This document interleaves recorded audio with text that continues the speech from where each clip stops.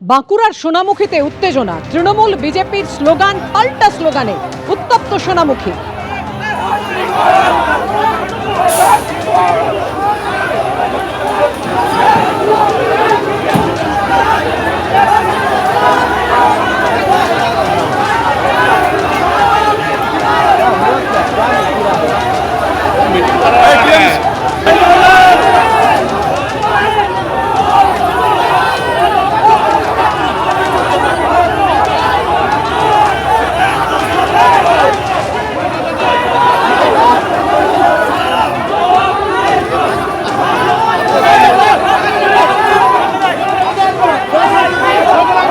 মোথাবাড়ি কাণ্ডে ধৃত আইনজীবী মোফাক্কারুল ইসলামের 14 দিনের পুলিশ হেফাজত হয়েছে।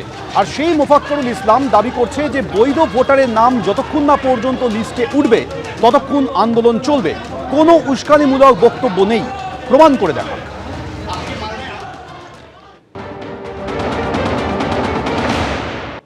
আপনি আজ স্কুলে গেলে কেন দিয়েছিলেন? বৈধ ভোটার যতক্ষণ না লিস্টে উঠবে ততক্ষণ আন্দোলন জারি থাকবে।